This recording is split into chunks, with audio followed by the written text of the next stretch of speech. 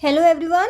तो हमारे ऑलरेडी जो 3 वीडियो लेक्चर्स हैं वो कंप्लीट हो चुके हैं। आज का जो हमारा वीडियो लेक्चर है वो 4th नंबर का है। ठीक है, हमने जो हमारे स्केड्यूल देख लिए हैं वो कहाँ से कहाँ तक के देख लिए हैं। हमने देख लिया है स्केड्यूल 1 से लेके स्केड्यूल 10 तक का। ठीक है, तो आज हम जो देखने जा रहे हैं will see schedule 11 and 12 and all the parts, ठीक है, of the Indian constitution.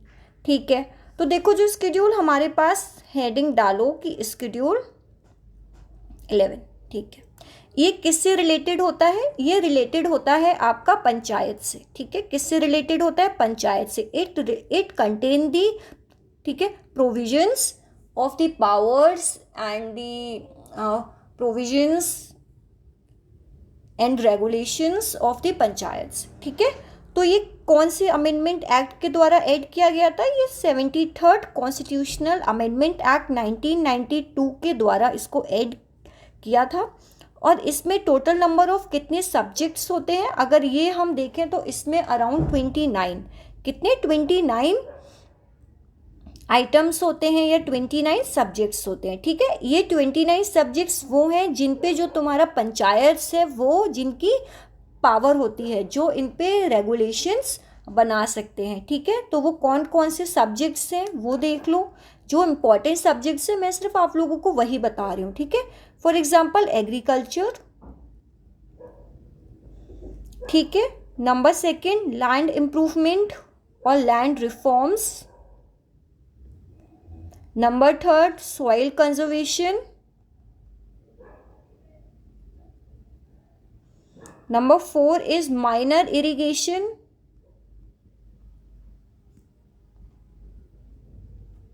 Number 5 is social forestry.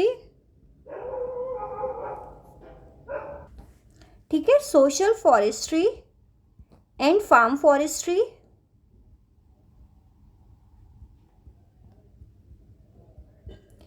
Number 6 is minor forest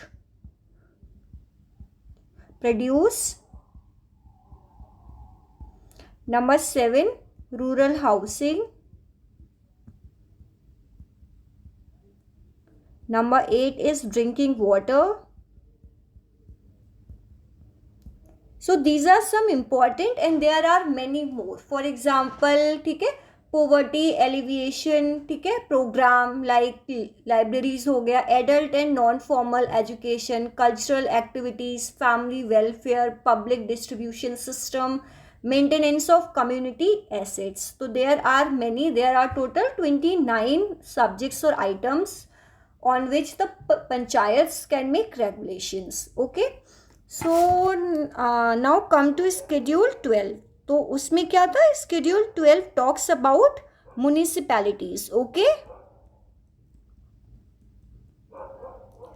and it was added by 74 constitutional amendment act 1992। तो it was added by 74 constitutional amendment act 1992 होता है। ठीक है, it gives the powers and authority, मतलब it specify, the schedule 12 specify the powers and authority and responsibilities of municipalities। तो यहाँ पे कितने सब्जेक्ट मैटर्स है? There are total 18 subjects. ठीक है, और वो कौन कौन से सब्जेक्ट्स हैं ये देख लो। जो कुछ इंपॉर्टेंट होंगे वो मैं बता दूंगी। For example urban poverty alleviation programmes जो भी हैं, ठीक है, fire services, okay, road and bridges, urban planning. Urban planning includes that of town planning. ठीक है, and for example regulation of slaughter houses। ठीक है, स्लम इम्प्रूवमेंट हो गया, upgradation, slum improvement and upgradation, slum improvement and upgradation. ठीक है, तो ये कुछ इम्पॉर्टेंट है, इसके अलावा और भी हैं, और ये टोटल कितने हैं, टोटल 18 सब्जेक्ट्स है, ठीक है। तो इसी के साथ जो हमारा स्केड्यूल वाला पार्ट होता है वो आज हमारा कंप्लीट हो जाता है। तो हमने सारे स्केड्यूल देख लिए हैं। If you have any problem हो, if you want to ask any question, तो आप लोग मुझे कमेंट बॉक्स में बोल सकते हैं, ठीक है। अब हम आते हैं हमारे सेकंड पार्ट पे, जो होता है different parts of the constitution of India, ठीक है। अब देखो कि ओरिजिनली देयर वर 22 पार्ट्स, ठीक है, but now we have 25 parts होते हैं। तो जो हमारा कॉन्स्टिट्यूशन ऑफ इंडिया है, it went through many amendments होता है, जिससे जो 22 पार्ट्स हैं वो 25 पार्ट्स आज की डेट पे हमारे हैं। और कुछ ऐसा पार्ट है, एक या दो ऐसे पार्ट्स हैं जो कि रिपील भी हुए हैं, जो कि ओमिट भी हुए हैं। अब हम वो देखेंगे कि कौन कौन से पार्ट्स हैं, ठीक है। तो जैसे क्या होता है कि जैसे हमारा पार्ट 1 है, ठीक है, तो part 1 it include the subject matter of union and it's territories, ठीक है। और ये आर्टिकल कहाँ से कहाँ तक होते हैं, ये आर्टिकल 1 से लेके आर्टिकल 4 तक होता है। तो अगर कोई हमसे पूछता है कि स्टेट और यूटीज़ के बारे में आपको कहाँ मिलेगा कॉन्स्टिट्यूशन में, तो कहाँ कहाँ मिलता है, एक तो स्केड्यूल 1 में मिलेगा, ठीक है, पार्ट 1 में मिलेगा। और आर्टिकल कौन से है, आर्टिकल 1 से लेके आर्टिकल 4 तक हमारा हो गया, ठीक है। जो हमारा सेकंड पार्ट है उसमें क्या आता है, उसमें हमारा आता है सिटीजनशिप के बारे में, ठीक है। उसमें क्या आता है, सिटीजनशिप के बारे में। और कौन कौन से आर्टिकल्स हैं, आर्टिकल 5 से लेके आर्टिकल 11 तक, ठीक है। पार्ट 3 हो गया हमारा। पार्ट 3 किसके बारे में बताता है, पार्ट 3 बताता है फंडामेंटल राइट्स के बारे में, ओके। कौन कौन से आर्टिकल हैं, आर्टिकल 12 से लेके आर्टिकल 35 तक, ठीक है। पार्ट 4 हमारा किसके लिए है, पार्ट 4 हमारा है डीपीएसपी के लिए, ठीक है, directive principles of state policy. और कौन कौन से आर्टिकल हैं, आर्टिकल 36 से लेके आर्टिकल 31 तक, ठीक है। पार्ट 4A हमारा किसके लिए है, ये है फंडामेंटल ड्यूटीज़ के लिए, ठीक है। तो पहले ये जो ओरिजिनल कॉन्स्टिट्यूशन है उसमें पार्ट 4A नहीं था, तो it was added by 42nd constitutional amendment act 1976। और कौन सा आर्टिकल ऐड हुआ, आर्टिकल 51A ऐड हुआ, ठीक है। तो सबसे पहले यहाँ तक देख लो कि पार्ट 1 हमारा कौन सा था, यूटीज़, ठीक है, मतलब स्टेट्स के बारे में, आर्टिकल 1 से लेके आर्टिकल 4 तक। सेकंड पार्ट क्या था, सिटीजनशिप के बारे में था, आर्टिकल 1 से लेके आर्टिकल 11 तक। थर्ड पार्ट क्या था, फंडामेंटल राइट्स के बारे में था, आर्टिकल 12 से लेके आर्टिकल 35 तक। फोर्थ पार्ट डीपीएसपी के बारे में था, आर्टिकल 36 से लेके आर्टिकल 51 तक, सॉरी। पार्ट 4A जो कि हमारा है फंडामेंटल ड्यूटीज़ के बारे में, 42nd कॉन्स्टिट्यूशनल अमेंडमेंट एक्ट के द्वारा ऐड हुआ है, और ये आर्टिकल 51A में है, ठीक है। उसके बाद जो हमारा पार्ट 4 होता है, it deals with the union government, ठीक है। जो भी यूनियन गवर्नमेंट के जितने भी फंक्शंस हैं, और जितनी भी, जैसे आपका ना पार्लियामेंट हो गया, ठीक है, जुडिशरी हो गया, या जो लेजिस्लेटिव पावर्स होती हैं, या जो एग्जीक्यूटिव पावर्स होती हैं, वो सारी इसके अंडर आती हैं। और ये कहाँ से कहाँ तक होता है, it went from article 52 to article 151। तो इसमें क्या इंपॉर्टेंट है, इसमें जैसे ये ना जुडिशरी इन्होंने दे रखा है, जुडिशरी यानी सुप्रीम कोर्ट के बारे में। तो सुप्रीम कोर्ट के बारे में कौन से आर्टिकल में मिलेगा, पार्ट 5 में मिलेगा, और आर्टिकल 124 से लेके 147 तक देखने को मिलेगा, ठीक है। अब जो ये कैगी इन्होंने लिखा है CAGI, इसका क्या मतलब होता है, comptroller and auditor general of India, ठीक है। ये कौन से पार्ट में मिलेगा, ये पार्ट 148 से लेके पार्ट 151 तक मिलेगा हमें, ठीक है। अब जैसे कि यूनियन के बारे में है, वैसे ही स्टेट गवर्नमेंट के बारे में भी होगा। तो जो पार्ट 6 है हमारा, it deals with the state government, ठीक है। तो ये आर्टिकल कहाँ से कहाँ तक आते हैं, आर्टिकल 151 तक तो कंप्लीट हो गया। तो स्टेट गवर्नमेंट कहाँ से शुरू होगी, आर्टिकल 152 से लेके आर्टिकल 237 तक शुरू होगी, ठीक है। जैसे जो लेजिस्लेटिव पावर्स होती हैं, ठीक है, गवर्नर की, वो कौन से आर्टिकल में आती हैं, आर्टिकल 213 में आती हैं, ठीक है। हाई कोर्ट्स के बारे में आपको कहाँ देखने को मिलेगा, आर्टिकल 214 से लेके आर्टिकल 232 तक। सब ऑर्डिनेट कोड्स के बारे में 233 to 237। तो part 6 of the Indian constitution deals with the state government and it goes from article 152 to article 237।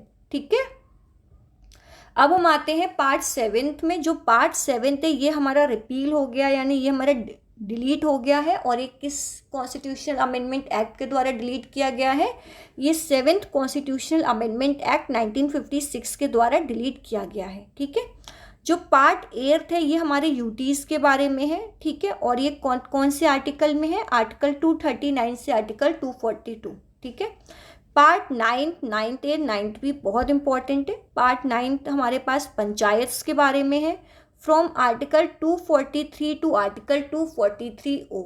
ठीक है, पार्ट 9th ए, और ये किसके द्वारा ऐड किया गया था? 73rd कॉन्स्टिट्यूशनल अमेंडमेंट एक्ट 1992 के द्वारा ऐड हुआ था। ठीक है, 9th ए हमारा म्यूनिसिपैलिटीज़ के बारे में है, जो कि ऐड किया गया था 74th constitutional amendment act 1992, 243P से लेके 243ZG तक। ठीक है, फिर हमारा 9th बी आता है, जो कि कोऑपरेटिव सोसाइटीज़ के बारे में है। It was added by 97th constitutional amendment act 2011।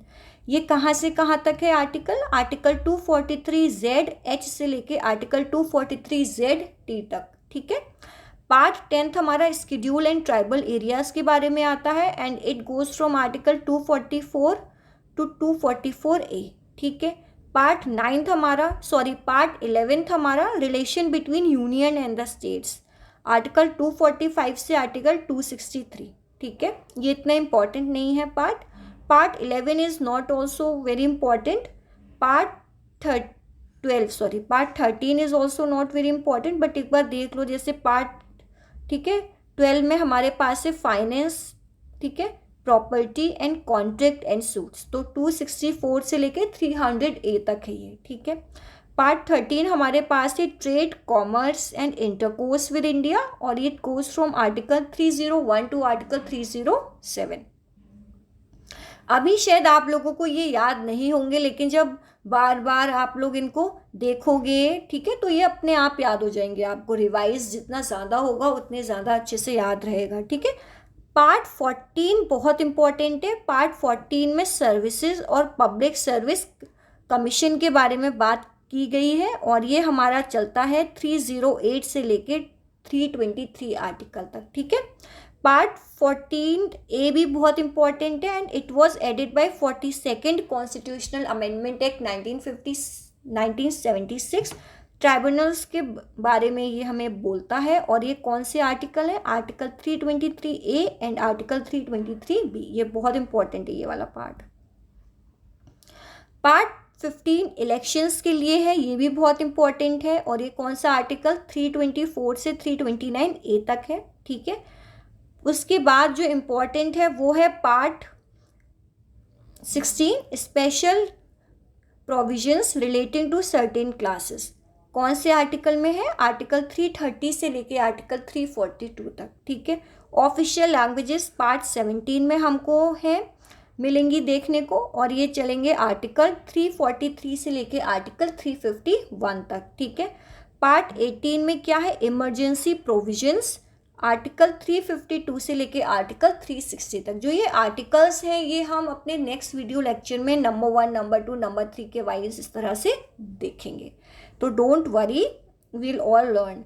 उसके बाद जो इम्पॉर्टेंट है वो पार्ट 20 इम्पॉर्टेंट है, अमेंडमेंट ऑफ द कॉन्स्टिट्यूशन। इसका मतलब है कि जो हमारा इंडियन कॉन्स्टिट्यूशन है वो किस तरह से अमेंड किया जा सकता है, किस तरह से अमेंड हो सकता है, वो है, और वो कौन से आर्टिकल में है? आर्टिकल 368। उसके बाद जो पार्ट 21, 22 है इतना इम्पॉर्टेंट नहीं है, बस एक बार देख लेना। ठीक है, तो ये जो हमारे कुछ पार्ट्स थे जो कि हमारे हिसाब जो कि बहुत इम्पॉर्टेंट है, और इनको एक बार हमें देखना होगा कि हाँ सबसे पहले कौन सा पार्ट आता है, फिर कौन सा पार्ट आता है, उसके बाद कौन सा पार्ट आता है, और कौन कौन से आर्टिकल्स हैं जो इन पार्ट से रिलेटेड हैं। ठीक है, जैसे पार्ट 1 इम्पॉर्टेंट है आपका, पार्ट 2 इम्पॉर्टेंट है सिटीजनशिप वाला। ठीक है, पार्ट 3 इम्पॉर्टेंट है फंडामेंटल राइट्स वाला, पार्ट 4 इम्पॉर्टेंट है DPSP वाला, पार्ट 4A में क्या था? फंडामेंटल ड्यूटीज़ हो गए, पार्ट 5 में क्या है? यूनियन गवर्नमेंट के बारे में है, पार्ट 6 में स्टेट गवर्नमेंट के बारे में है, ठीक है। पार्ट 7 तो रिपील यानी डिलीट हो गया। उसके बाद है पार्ट 8। पार्ट 8 किसके बारे में है? पार्ट 8 हमारा यूनियन टेरिटरीज के बारे में है, ठीक है। पार्ट 9 हमारा हो गया, तो पार्ट 9 हमारा पंचायत्स के बारे में है। फिर 9th ए हमारा म्यूनिसिपैलिटीज़ के बारे में है, ठीक है। पार्ट 9th बी हमारा कोऑपरेटिव सोसाइटीज़ के बारे में है। फिर हमारा आता है पार्ट 10th, ये किसके बारे में? ये tribal areas, schedule and tribal areas के बारे में है। ये इतने इम्पॉर्टेंट नहीं है। 11 और 12 इतना इम्पॉर्टेंट नहीं है पार्ट। उसके बाद हमारे पास आता है पार्ट, कौन से इम्पॉर्टेंट है? पार्ट 14 इम्पॉर्टेंट है, ठीक है, जो कि पब्लिक सर्विस कमीशन के बारे में है। पार्ट 14 ए इम्पॉर्टेंट है, जो कि ट्राइब्यूनल्स के बारे में है, ठीक है। पार्ट 14, पार्ट 15 और 16 पार्ट 15 हमारा किससे रिलेटेड है? पार्ट 15 हमारा इलेक्शन से रिलेटेड है, ये भी इम्पॉर्टेंट है। पार्ट 15 हमारा इलेक्शन से रिलेटेड है। और उसके बाद जो इम्पोर्टेंट पार्ट है वो है पार्ट 17, जो कि ऑफिशियल लैंग्वेजेस से रिलेटेड है। किससे रिलेटेड है? ऑफिशियल लैंग्वेज से रिलेटेड है। और उसके बाद जो इम्पोर्टेंट पार्ट है वो है हमारा पार्ट 18। ये किससे रिलेटेड है? ये इमरजेंसी प्रोविजन से रिलेटेड है, ठीक है, इमरजेंसी से रिलेटेड है। और बस इतने ही इम्पॉर्टेंट पार्ट्स हैं। तो इतने पार्ट हैं जो आपको बहुत अच्छे से याद रखने हैं कि कौन सा पार्ट कब आता है। तो देखो क्या है, सबसे पहले तो हमारे स्टेट्स होना इम्पॉर्टेंट है ना, इंडिया होना इम्पॉर्टेंट है, तो पार्ट 1 में आ गया। अब एक स्टेट हो गया, ठीक है, एक यूनियन हो गया स्टेट्स का। तो अब हमारे पास क्या होगा कि उसकी ना सिटीजनशिप इम्पॉर्टेंट है, तो सेकेंड पार्ट सिटीजनशिप हो गया। अब स्टेट हो गई, नेशन हो गया, उसकी सिटीजनशिप के बारे में हमने बता दिया। अब क्या बताया कि उसमें जो फंडामेंटल राइट्स हैं आपको कौन से मिलेंगे, तो हमारे पास थर्ड पार्ट फंडामेंटल राइट्स का हो गया, SADPSB और फंडामेंटल ड्यूटीज़ का हो गया। उसके बाद सेंटर के बारे में इम्पॉर्टेंट है, देन स्टेट के बारे में इम्पॉर्टेंट है ऑब्वियसली। उसके बाद जो थर्ड टायर आता है पंचायत म्यूनिसिपैलिटीज़ के बारे में इम्पॉर्टेंट है। तो इस तरह से हमें हमारे सारे पार्ट्स याद रखने हैं, ठीक है। डोंट वरी, धीरे धीरे सब कुछ याद हो जाएगा। तो अभी के लिए बस इतना ही। कल से हम जो भी कल हमारा लेक्चर आएगा वो लेक्चर शायद 5th होगा, और उसमें हम देखेंगे हमारे आर्टिकल्स के बारे में। तो tomorrow we will going to start about all are articles from 1 to all, ठीक है। तो आज के लिए बस इतना ही। Thank you so much.